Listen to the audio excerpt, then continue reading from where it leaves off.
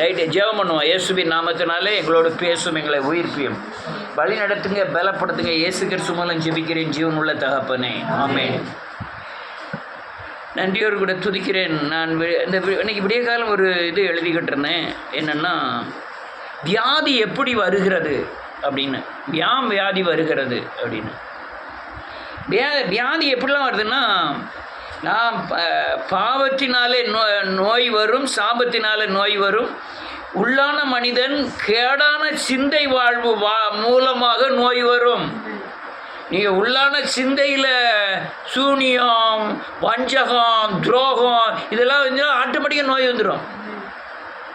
தீய குணம் மூலமாக உங்களுக்கு நோய் வரும். குணமே உங்களுக்கு சரியில்லாமல் இருந்தாலே நோய் வந்துடும். அல்லேலூயா. வசனத்தை எப்போல்லாம் மீறுதமோ உடனே நோய் வந்துடும். உங்களுடைய உள்ளான மனுஷனுக்கும் சரீர வியாதிகளுக்கும் தொடர்பு உண்டு. உங்கள் அல்லேலூயா, உள்ளான மனுஷன் சரியாக இருந்தால் உன் ஆத்மா வாழ்வது போல எல்லாவற்றிலும் வாழ்ந்து சுகமாக இருப்பாயின்னு வேதம் சொல்லுகிறது. அப்போ என்ன அர்த்தம்னா, உங்கள் ஆத்மாவில் உள்ளான மனுஷனில் கேடான சிந்தைகள், அல்லலியா அடுத்தவன் மேலே வன்கண், வஞ்சகம், பண ஆசை, அல்லலியா துரோகம் இதெல்லாம் இருந்துன்னா ஆட்டோமேட்டிக்காக இன்றைக்கி இல்லைனாலும் உங்கள் வயசாக ஆக நோய் வந்துடும். ஆஸ்பத்திரிக்கு போன உடனே ப்ரெஷர் பார்த்த உடனே சொல்லுவாங்க, நீங்கள் எப்போ அல்லலியா கவலைப்பட்டுக்கிட்டே இருப்பீங்களோ அப்படின்னு கேட்பாங்க. கவலை இருந்தாலே உங்களுக்கு ப்ரெஷர் வந்துடும். உங்களுக்கு பயம் இருந்தாலே உங்கள் கிட்னி அவுட் ஆயிரும். உங்கள் கிட்னி வந்து ஜாலியாக முடிச்சிடும் பயம் இருந்தாலே. வஞ்சகம் இருந்தாலே உங்களுக்கு பயங்கரமான நோய்கள்லாம் வந்துடும். அல்லேலூயா. அப்போ உள்ளான மனிதனுக்கும் வெளியான மனிதனுக்கும் நிறைய தொடர்பு உண்டு. இது வந்து கிறிஸ்துவர்களை தாக்கக்கூடிய பயங்கரமான இருளின் ஆதிக்கங்கள். எழுப்புதலில் கற்றுக் கொடுக்கிற எந்தவித பாடமும் நீங்கள் வெளியே கற்றுக்கொள்ள முடியாது. எழுப்புதல் புறாமே ஆத்மாவை உயிர்ப்பிக்கிறதாகவும், இந்த சாபத்திலிருந்து விடுதலையாகி நீங்கள் சமாதானமான வாழ்க்கை வாழ்ந்து பிசாசை ஜெயித்து பரலோக ராஜ்யத்துக்கு ஆயத்தமாகக்கூடிய அல்லேலூயா போதனைகள். ஒவ்வொரு இடத்துக்கு பணம் இருக்காது, வீடு இருக்காது, அல்லேலூயா ரொம்ப ஆடம்பரம் கூட இருக்காது. ஆனால் அவங்க ஆத்மாவில் விடுதலையாக இருந்தால் சந்தோஷமாக இருப்பாங்க. நான் அவர் நரிக்குறவர்கிட்ட பேசிக்கிட்டு இருந்தேன், இந்த மேம்பாலத்துக்கு அடியில். அவங்க ஒரு சின்ன குச்சில் தான் போட்டிருக்காங்க. குச்சில் போட்டு மழை சோன்னு பெஞ்சு அந்த அதுக்குள்ளோடைய அடியிலோடையில் தண்ணி போகுது. ஓடி போய் ஒரு அடைச்ச கடையில் உட்காந்துருக்காங்க. நானும் மழை பெய்யுதுன்னு அடைச்ச கடையில் போய் நிற்கேன். அவர் அந்த அவர் டென்ட்டை பார்த்து சிரிக்காரு. மழை பெஞ்சு என் மாளிகை எப்படி பறக்க வந்தேன் அப்படிங்கிறது. அவருக்கு இருக்கிறது என்ன டென்ட் தான், டென்ட் தான் இருக்கு. ஆனால் அவர் மலையில் இப்போ ஒதுங்கி தான் வேற இடத்துல இருக்காரு. அங்கே டென்ட்டு இல்லை உள்ள மழை பெஞ்சு இப்போ டென்ட்டுக்கு அலுவலியில் உள்ள தண்ணி போகுது. அவர் அங்கே இருந்துக்கிட்டு சிரிச்சுக்கிட்டு இருக்காரு. என்ன பாருங்க.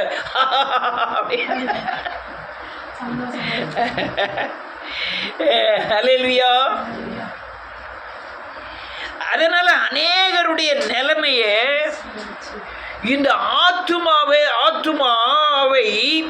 பிசாசு தாக்கி அவனை கோபப்படுத்த வைக்கிறான். அடுத்த ஏதாவது நல்ல ட்ரெஸ் போட்டதாலே வயிறு எறிவாங்க.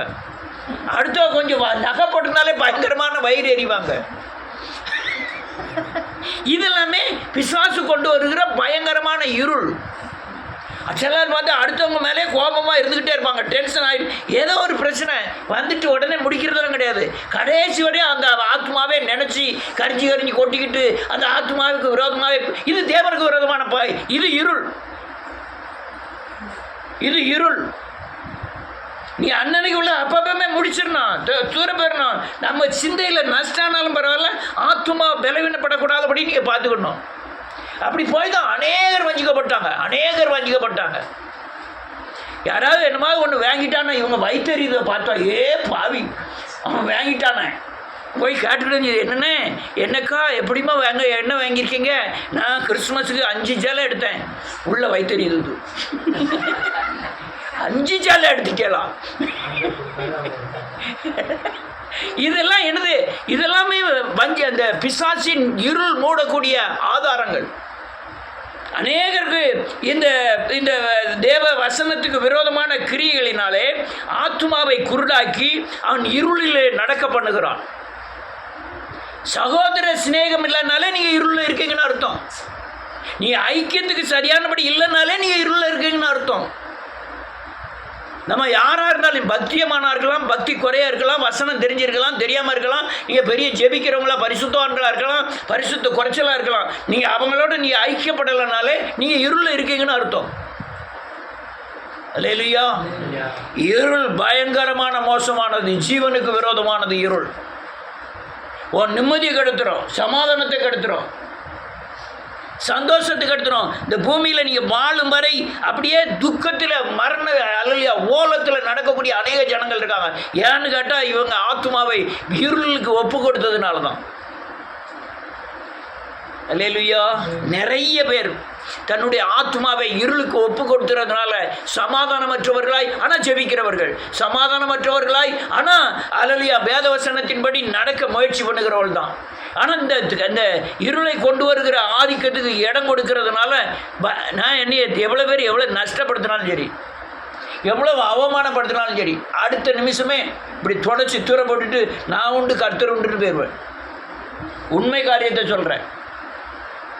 அப்படி போகலைன்னா என் ஆத்மா பாதிக்கப்பட்டு நான் இருளுக்குள்ளே போயிடுவேன். உடனே இருளுக்குள்ளே போனோன்னு என்ன வரும்? பயம், கவலை, துக்கம், சமாதானமற்ற நிலைமை, பஞ்சகம், அல்லேலூயா துரோகம், இதெல்லாம் எனக்கு உள்ள கூடிக்கிட்டே இருக்கும். நான் அநேகருடைய வியாதியை பார்க்குறேன். அவங்களுடைய குணம் மாறல, வியாதி மாறாது. அவங்க குணம் இருக்கும் தண்ணியும் அந்த கனி கொடுக்குற தன்மை வந்தால் தான் வியாதி மாறும்.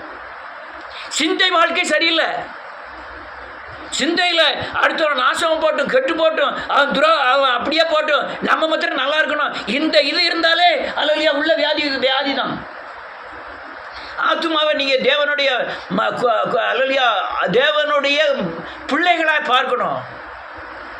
உங்கள் பிள்ளையை எப்படி பார்க்குறீங்களோ அதே மாதிரி ஆத்மா, ஒவ்வொரு ஆத்மாவையும் இது தேவனுடைய பிள்ளைகள் அப்படின்னு பார்க்கணும். முதல்ல அடுத்தவன் செய்த குற்றங்களை நீங்கள் சகிக்க தெரியணும், பொறுக்க தெரியணும். அடுத்தவங்க செய்கிற நஷ்டத்தை ஏற்றுக்கொள்ளணும். ஏன் ஏற்றுக்கொள்வதில்லைன்னு வேறு சொல்லுது. ஏன் நீங்கள் ஏன் பொறுத்து கொள்வதில்லை? ஏன் நீங்கள் நஷ்டத்தை ஏற்றுக்கொள்வதில்லை? இதெல்லாம் உங்களை இருளுக்குள்ளே கொண்டு போயிடும். இழக்கிறவன் சகிக்கிறவன் உயர்ந்தவன். அல்லேலூயா. இழக்கிறவன் சகிக்கிறவன் உலகத்தில் எப்படிப்பட்டவன்? உயர்ந்தவன். அல்லேலூயா. கோபப்படுகிறவன், அல்லேலூயா துணிகரம் கொண்டவன், அவங்களாம் இழி ஜாதிகள், இழிப்பிறவிகள். அல்லேலூயா. ஏன்னா இருள் இருக்கும். இருள் இருக்கும் தண்ணியும் நஷ்டம், இருள் இருக்கும் தண்ணியும் அடுத்தவங்களுக்கு வேதனை. அதுக்காக தான் இவன் சங்கீதக்காரன் ஜெபம் பண்ணுறான். பாருங்கள், 3வது வசனம் 4வது முதல் வசனத்திலேருந்தே வாசிக்கலாம். 4 வசனம். என் ஜெபத்தை கேளும், ஆமீன். எனக்கு விண்ணப்பத்துக்கு ஜெபிக்கணும், ஆமீன். உம்முடைய உண்மையும் உம்முடைய நீதியின்படி எனக்கு உத்தரவு அருளி செய்யும். ஆமீன். அல்லாததினால் நான் இருளுக்கு இடம் கொடுத்துட்டேன், அதனால என்ன நியாயம் தீர்க்க நீ பிரவேசியாதையும். சத்ரு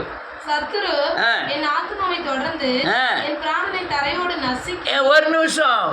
சத்ரு என் பிராணனை தொடர்ந்து பிடித்து என் ஆத்மாவை தரையோடு நசுக்க பார்க்கிறோம். நீங்க இருளுக்குள்ள போயிட்டாலே தனிமையாக தான் இருக்கணும். ஏன்னா உங்க பொறாமை, உங்க மேட்டின்மை சிந்தை உங்களை தனிமைப்படுத்திடும். மேட்டின்மை சிந்தை தனிமைப்படுத்துமா படுத்தாதா? நான் தான் உயர்ந்தவன், நான் தான் படித்தவன், நான் தான் பணக்காரன், இப்படிலாம் நீங்கள் நினச்சி நீ தனிமையாக இருக்க வேண்டியதான். அல்லேலூயா. இந்த பெருமை இருக்குல்ல, பயங்கரமாக மோசமான காரியம். இந்த பெருமை மேட்டின்மை உள்ளவனுக்கு கர்த்தர் பயங்கரமாக எதிர்த்திருக்கிறார். அவன் ஏன்னா என் ஆத்மாவோட தரையோடு நசுக்கும்படியாய் மேட்டின்மை சிந்தையை கொடுத்து அந்த இருளுக்குள்ளே பிரவேசித்து என் ஆத்மாவை நசுக்க பார்க்கிறான் பிசாசானவன். அல்லேலூயா. ஒரு வியாதி வந்ததுன்னா குறிப்பிட்ட மாதத்துக்குள்ள, குறிப்பிட்ட வருஷத்துக்குள்ள உங்களை விட்டு நீங்கணும், அல்லனா அது பலன் கொள்ளாமல் போகணும். குறிப்பிட்ட ஆனால் அப்படி இருந்ததுன்னா நீங்கள் தேவன்கிட்ட மனம் திரும்பி பாவ மன்னிப்பு நிச்சயத்தை பெறணும். பவுலுக்கு மாம்சத்தில் சாகு வரை இருந்தது, ஆனால் அது பலன் கொள்ளவில்லை. அவனை பலன் கொண்டு அவன் ஊழியத்தை எந்த வகையிலும் நிறுத்தலை. கடைசி வரையும் தீமோத்தேயு வைத்தவலியோடு தான் இருந்தான். ஆனால் அந்த வைத்தவலி இருந்தும் அவன் ஊழியத்தை கரெக்டாக போயிட்டு நான் வெயில் மழை காற்று எல்லா காரியங்கள்லையும் வைத்தவலியோடு தான் ஊழியம் செய்தான். அவனை அந்த ஆத்மாவை நொறுக்கலை, இப்போ நசுக்கலை. அது இருளுக்கு அல்லையா, இருள் வந்துட்டு தான் இடம் கொடுக்காம இல்லை, இடம் கொடுக்கல. அல்லேலூயா. அதனால நன்றியோடு கூட துதிக்கிறேன். இந்த இருள் கொடுமையானது. நான் கண்ட மாத்திரத்தில் இருள் ஞானியை அல்லையா மூடனாக்கிறோம், பலசாலியை பலவீனனாக்கிறோம், அல்லையா செல்வந்தரை பிச்சைக்காரனாக்கிறோம். இருள் ரொம்ப மோசமானது. எங்கே பார்த்தாலும் உலக மக்களுடைய இருள் பார்த்தீங்கன்னா இந்த எலெக்ஷன் நடக்கு, ஒவ்வொருத்தன் தன்னுடைய தீவிரத்தை பூரம் காட்டுவான். இல்லையா, பாட்டி எப்படியாவது எம்எல்ஏ ஆயிடணும், எப்படியாவது முதலமைச்சர் ஆயிடணும், எப்படியாவது பிரதமர் ஆயிடணும், எம்பி ஆயிடணும், அமைச்சர் ஆயிடணும். எவ்வளவு முயற்சி, எத்தனை கொலை பண்ணதுனால ரெடி, எவ்வளோ. ஆனால் வெளியே பெரிய பக்திமான், தாழ்மையானவன், பரிசுத்தமானவன் மாதிரி தான் நடிக்கான். எல்லாவனும் பயங்கர கொலைகாரர்கள். எத்தனை பேர் செத்தாலும் கவலைப்பட மாட்டான். ஆனால் இது ஒரு வகையான இருள், ஆளுகை செய்யறதுக்கு எதனாலும் செய்ய துணிகிற இருள். நம்ம தேசத்தை என்ன இருள் நடத்து தெரியுமா? ஒரு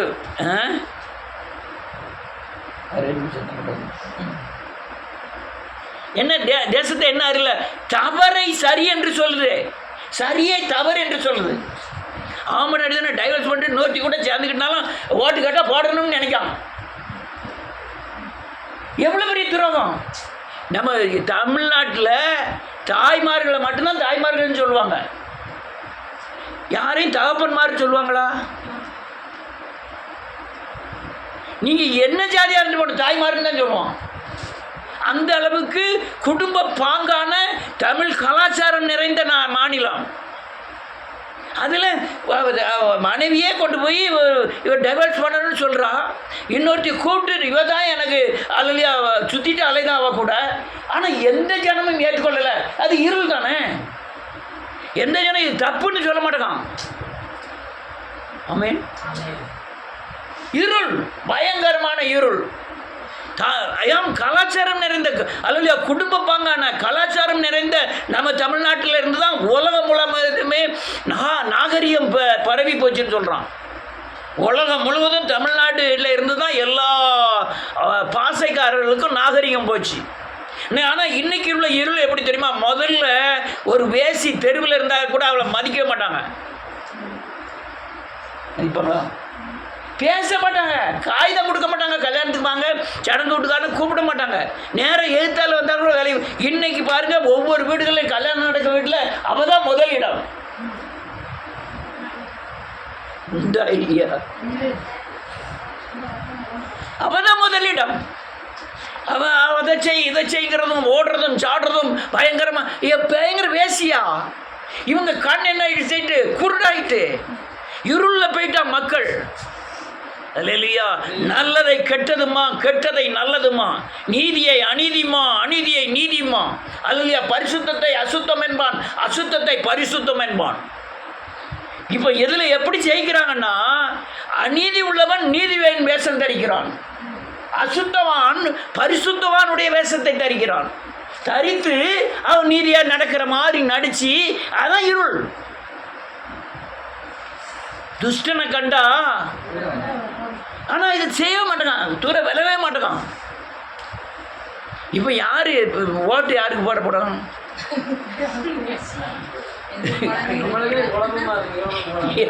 இப்போ பிரச்சனை திருட எல்லாரும் திருடனா இருக்கான். இந்த திருடன்ல கொஞ்சம் திருட எவன்னு பார்க்க வேண்டியது. ஆனால் இவன் திருடமில்ல, அவனுக்குன்னு போட்டா அவன் இவனை விட திருடனா இருக்கான். இவனை விட சரி, இவனுக்கு போட்டுட்டமே இவன் இப்படி இருக்கானா, அடுத்த இடம் இவனுக்கு போடுன்னு பார்த்தா இவனை விட இவன். அப்போ யாருக்கு தான் ஓட்டு போட? இதுதான் இருளின் ஆதிக்கங்கள். இதோட கொடுமையான இருளின் ஆதிக்கம் என்ன தெரியுமா? ஒரு சாமியை கும்பிடுவோம், அந்த சாமி இந்த குடும்பத்தில் அநேகருடைய உயிரை எடுக்கும், அதுதான் உயிர் எடுக்குன்னு நல்லாவே தெரியும். அதுதான் அந்த எல்லா நஷ்டத்துக்கு காரணம்னு தெரியும். அநேக குடும்பங்களில் அப்படியே வேரோடு கருவறுத்ததெல்லாம் மக்கள் பார்க்குறோம். திரும்பியும் மறுநாள் அல்லையா அதே சாமிகிட்ட மொட்டை போட்டுட்டு போய் நின்று என்னை காப்பாற்றுமா சொல்லுவானே இல்லையா? 8 அணத்தா 3 அணத்தா போவாங்களே மாலையில் போட்டு 16 அப்படியே மாலை போட்டு அதே சாமிகிட்ட அந்த சாமி உள்ள இருந்துன்னு சொல்லு, பாடா மாமனை நான் உன்னை பார்த்துக்கிட்டு அடுத்தால அல்ல இல்லையா?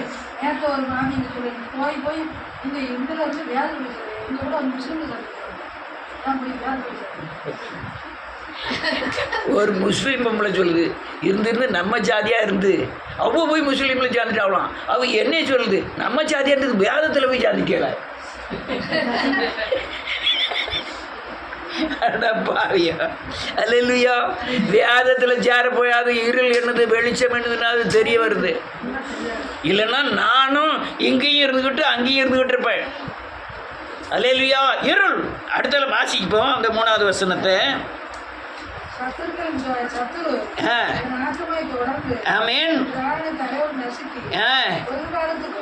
மரித்தவன் போல் என்னை இருளுக்குள் இருக்க பண்ணுகிறான், நடை பிணமா ஆக்கிடுறான். ஆனா நான் தான் வெளியே நான் தான், ஆனா எனக்குள்ள செத்தவனாய் காணப்படுகிறேன்.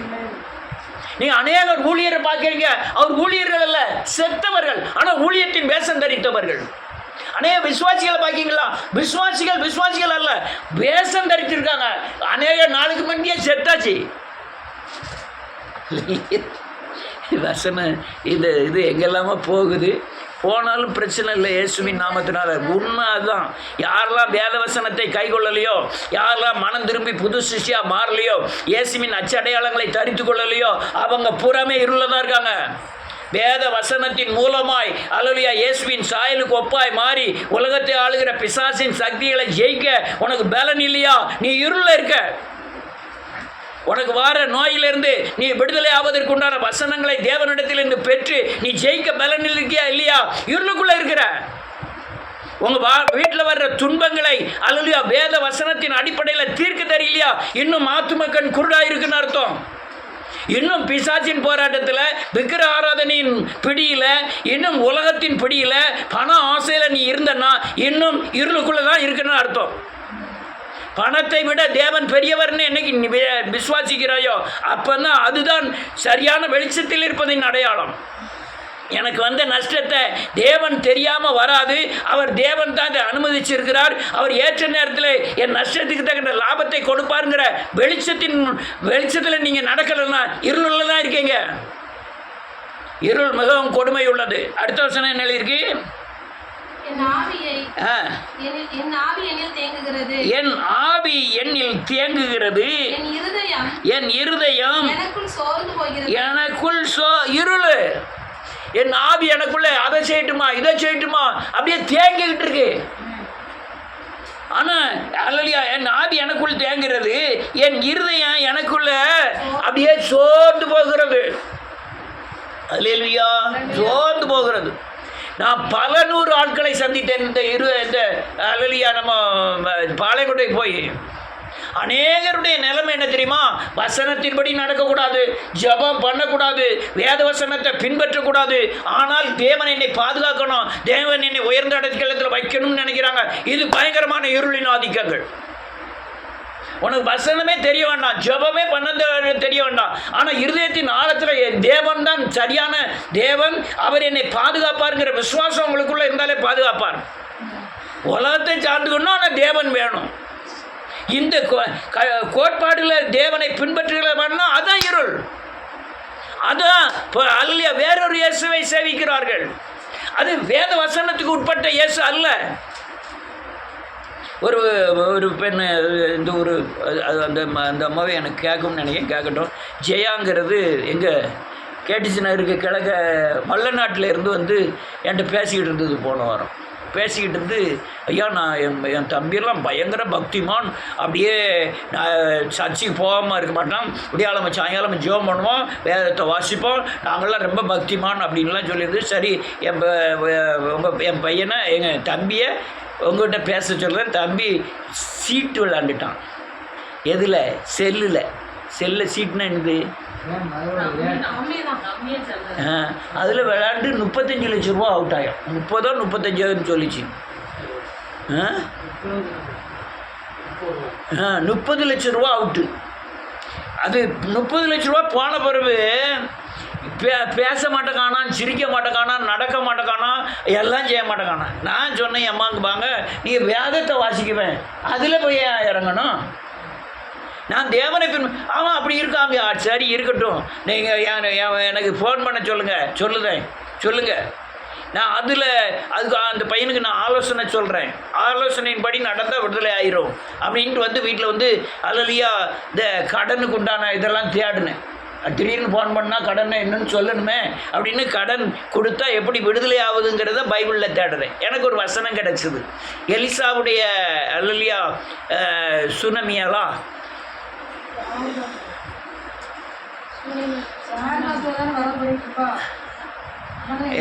இல்லை அது வேற. எலிசா சுனமியா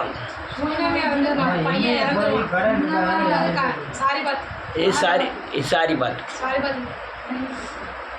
அல்லேலூயா. அவன் என் புருஷன் தீர்க்கதரிசியாக இருந்தான். அவன் எல்லாருக்கும் தீர்க்க தரிசனம் சொன்னான். அதிகமாக கடன் வாங்கிட்டு இறந்துட்டான். எனக்கு 2 பிள்ளைகள் இருக்குது. கடன் கொடுத்தவன் என் பிள்ளையை தூக்கிட்டு போகணுங்க. அதுக்கு நான் என்ன செய்யட்டுமியான்னு சொன்னோன்னே அவர் வீட்டுக்கு கூப்பிட்டு போய் அல்லேலூயா அவங்க பாத்திரத்தெல்லாம் நிரப்பும்படியாய் ஒரு பாத்திரத்தில் எண்ணெயை ஊற்றி, இந்த பாத்திரத்தில் உள்ள எண்ணெயை எல்லா பாத்திரத்திலும் ஊற்றிக்கிட்டே கடைசியில் எல்லா பாத்திரமும் ஊற்றின பிறகு அந்த பாத்திரத்தில் உள்ள எண்ணெயை அதுக்கப்புறம் எண்ணெய் தன்னால் நின்றும் அந்த எண்ணெயை விற்று உன் கடனை பூரா அடைச்சிரு. அதுக்கு அர்த்தம் என்னென்னா, நீ அபிஷேகம் நிரம்பி வந்த பிறகு அது அநேகருக்குள்ள அந்த அபிஷேகம் போவதுக்கு பிரயாசப்படு. அதன் மூலமாக உன் கடன்லாம் தீந்துடும். நம்முடைய கடன் அப்படி தான் தீர்ந்துருக்கு. உங்கள் வெளியே உள்ள கடன் மட்டுமல்ல, நாம் சாபத்திற்காய் கட்ட வேண்டிய அநேக கடனை நாம் பெற்ற எழுப்புதல் அபிஷேகத்தின் மூலமாக தான் தீர்த்திருக்கிறோம். இதை சொல்லலாம்னு நினச்சிக்கிட்டு இருந்தேன். நாம் வேறு இதில் பதிஞ்ச உடனே ஸ்டேட்டஸ் ஸ்டேட்டஸில் பார்க்க ஒரே சினிமா பாட்டாக போட்டுட்ருக்காங்க. நாளைக்கு அதை கட் பண்ணணும்னு நினச்சிருக்கேன் அந்த பேரையே. அல்லேலூயா பக்திமான். அல்லேலூயா. இப்போ நான் அந்த இன்னொரு ஆள் ஆம்பளையாவது வராரு, அந்த இதுக்கு வருவார். அவராக ஸ்டேட்டஸ் போட அவர் ஒரே அல்லேலூயா அழகுமுத்து யாதவுக்கு அதை அமைக்கணும் இது அமைக்கணும் அப்படின்னு அவர் ஸ்டேட்டஸ் போட்டுக்கிட்டே இருக்கார். உடனே எடப்பாடியார் தான் ஆட்சி செய்ய போகிறார், ஸ்டாலின் அப்படி ஆக போகிறாரு, இப்படி ஆக போகிறாரு, அநேக இடங்களில் திமுக எம்எல்ஏக்களை விரட்டி அடித்தார்கள் அப்படின்லாம் ஸ்டேட்டஸ் போட்டுக்கிட்டு இருக்காரு. அவர் அறியாதவர். இவன் பாட்டு பிடிச்சி குவாரில் நின்று அல்லேலூயா வேத வசனத்தெல்லாம் வாசிக்கக்கூடியவன். அவர் வேதத்தை வாசிக்காத ஆள். ரைட்டு. அல்லேலூயா. 2 பேருக்கு ரொம்ப வித்தியாசம் இருக்குது. அல்லேலூயா. இருள், இதெல்லாம் பயங்கரமான இருள். ஏன்னா நம்ம பக்தியை அடை வச்சு அல்லேலூயா முதல்ல 50 ரூபா போட்டு 50 ரூபா வரும்னு நினைக்கிறேன். அப்படி தானே? இல்லை, அவனுக்கு தெரியும், வெளியே தெரிஞ்சுக்க எல்லாருக்கும் தெரியணுங்கிறதுக்கான ஆலோசனை.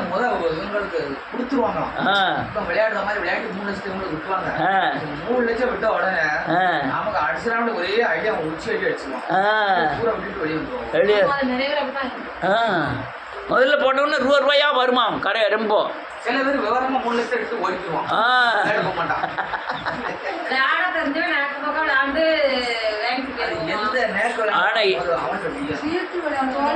என்ன இது இருந்தாலும் சரி, இந்த சீட்டு இருக்குல்ல, நீ வீட்டில் கொண்டு போய் 3 லட்சத்தை வச்சாலும் அந்த 3 லட்சத்தை வச்சு விளையாடுன்னு மனசு சொல்லிக்கிட்டே இருக்கும்.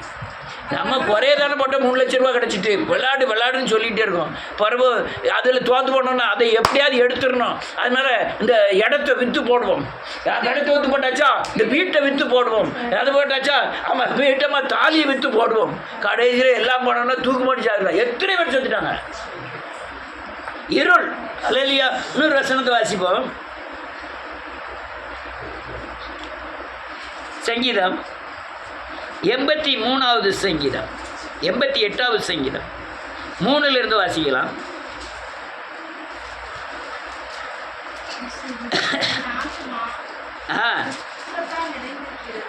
என் ஆத்துமா துக்கத்தால் நிறைந்திருக்கிறது. ஆமென்.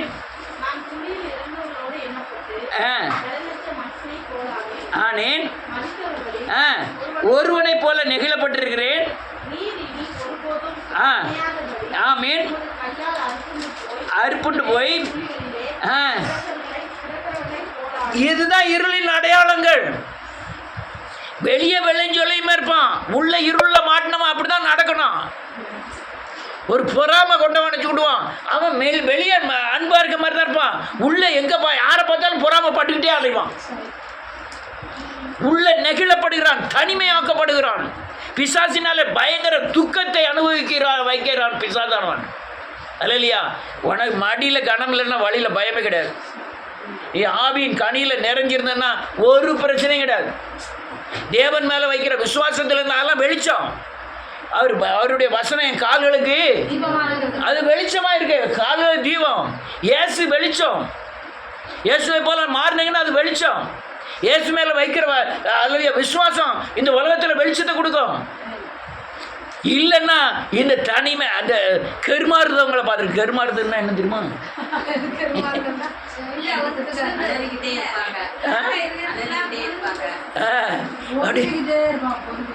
பொதுமிக்கிட்டே இருப்பான்.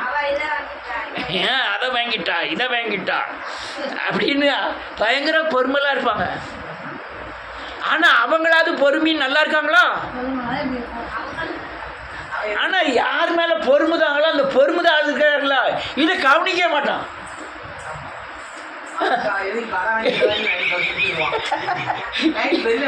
ஆனால் இவன் பொறுமிட்டு இருக்க வேண்டிதான்.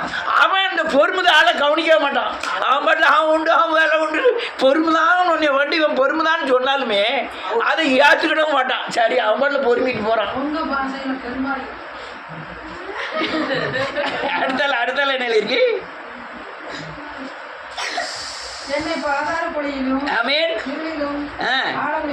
வைத்தீர். ஆமென்.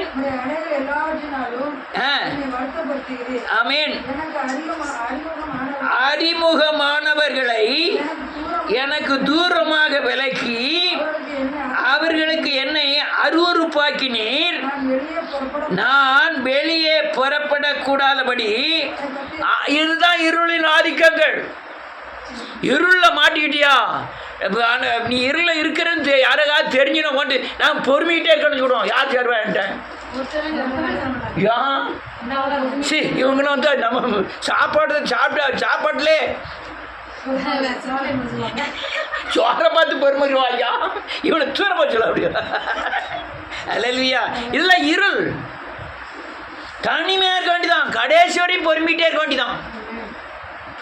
பொறுமைக்கிட்டே இருக்க வேண்டிதான். அல்லேலூயா.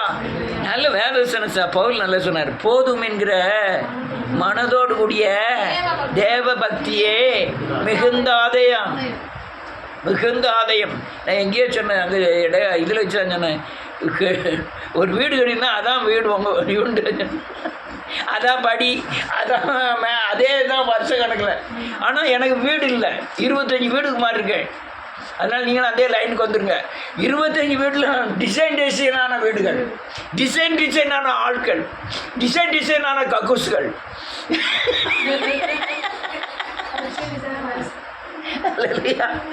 விதவிதமான ஆட்கள், விதவிதமான காற்று. ஒரு நாள் தெற்க பார்த்த வீடு, ஒரு நாள் வடக்க பார்த்த வீடு, ஒரு நாள் கிழக்க பார்த்த வீடு, ஒரு நாள் மேற்க பார்த்த வீடு. எப்படியா வீடு?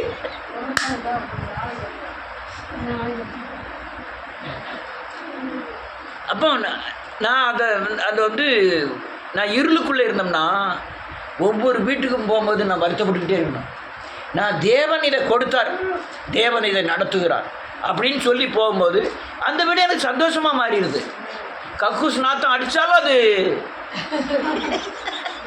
எப்போ ராத்திரியாக புறப்பட்டு போய் சர்ச்சில் போய் படுத்து கிடந்தியா கக்கூஸ் நாத்தம் தான் முடியாமல். அல்லேலூயா. ரைட். அடுத்தால என்ன எழுதிருக்கு? இல்லை மூட்டிட்டீங்களோ? ஆமீன். கர்த்தாவே, ஆ அனுதினமும் நான் உம்மை நோக்கி கூப்பிட்டு, ஆ உமக்கு நேராக என் கைகளை விரிக்கிறேன். ஆ மரித்தவர்களுக்கு அதிசயங்கள் செய்வீரோ? ஆமீன். செத்துப்போன வீரர் ஆ எழுந்து உம்மை துதிப்பார்களோ? ஆமீன். பிரேத குழியில் உமது கிருபையும், ஆ அழிவில் உமது உண்மையும் ஆ விவரிக்கப்படுமோ? ஆமீன். போதும். இதெல்லாம் இருளில் பிடியில் இருக்கிற ஜனங்களுடைய நிலைமைகள். அநேகர் பார்த்துருக்கேன். எப்போ பயங்கர பிரச்சனை, எப்போ இந்த இந்த வன்கண் வஞ்சகம், இந்த துரோகங்கள்லாம் நம்ப வச்சு கழுத்தாக இருக்கிறது, வஞ்சகம்லாம் நம்ப வச்சு கழுத்தாக இருக்கிறது, இதெல்லாம் இருள். அல்லேலூயா, இருள். ஆனால் ஒரு மனுஷன் செய்கிற பாவம் கடைசி வரையும் அவன் இருதயத்தை விட்டு போகவே செய்யாது. போகாமல நீ தண்டனை அனுபவிச்சுட்டானா கூட தெரிஞ்சு சரியாயிரும். தண்டனை அனுபவிக்காமல் இருந்தால் அவனுக்கு வர்ற இதயத்தில் வர்ற எண்ணமே அவனுக்கு தண்டனையாக மாறிடும். அல்லேலூயா. இன்னொரு வசனத்தை வாசித்து முடிப்போம். 91 சங்கீதம், விடுதலைக்கு ஒரு வசனம் வாசிக்கலாம் உங்களிலிருந்து. மறைவில் இருக்கிறவன் தாங்குவான். நான் கர்த்தரை நோக்கி, நீர் என் அடைக்கலம், நீர் என் கோட்டை, என் தேவன், நம்பி இருக்கிறவர் என்று. இதுக்கு அர்த்தம் என்ன?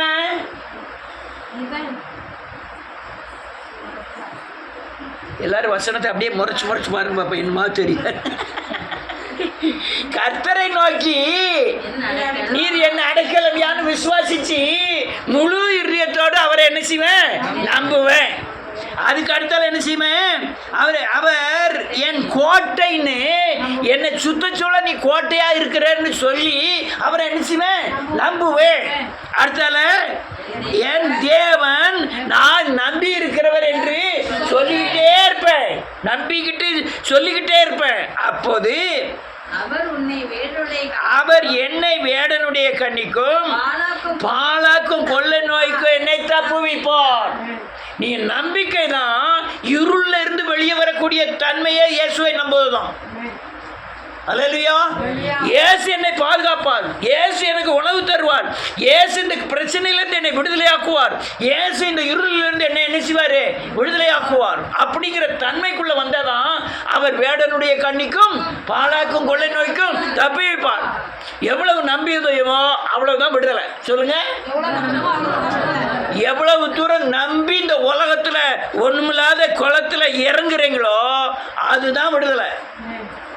எவ்வளவு தூரம் நம்புறீங்களோ அதுதான் இருளிலிருந்து விடுதலை ஆகக்கூடிய தன்மை.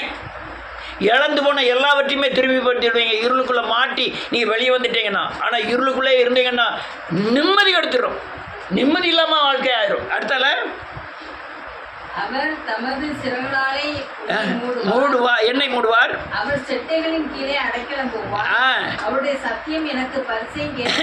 ஆமீன். இதெல்லாம் நீங்க அறிக்கை செஞ்ச உடனே அவர் சிறகுகளாக மகிமையிலே உன்னை மூடுவார், அவர் செட்டைகளின் கீழே மகிமையிலே நீ அடைக்கலம் போவாய். அவருடைய வேத வசனத்தில் இருந்து கொடுக்கப்பட்ட சாரமாகிய சத்தியம் உனக்கு பரிசையும். பரிசை என்னது? பரிசை பரிசை என்னது? கேடகம் என்னது? இந்த இட்லி கோப்பரை. பரிசைன்னா மேலேருந்து கீழே வரையும் உங்களை ஈட்டி தாக்காம குண்டு தாக்காம கவசம் போட்டிருப்பாங்க. அதுக்கு பேர் என்னது? பரிசை. அவர் என்னது பரிசை ஆகுமா? அவருடைய சத்தியம் உனக்கு என்னமாயிருமா? பரிசை. அதுக்கு மேல உன்னை இருள் என்ன செய்யாது? மேற்கொள்ளாது. ஏன்னா அவர் என்ன அடைக்கலம், அவர் என் கோட்டை, அவர் என் தேவன், அவர் நான் நம்பி இருக்கிற தேவன் என்று சொல்லிக்கிட்டே இருக்கணும், நம்பிக்கிட்டே இருக்கணும், விசுவாசித்துக்கிட்டே இருக்கணும். இருள் மூடுவதில்லை. அடுத்தால ஆமீன்.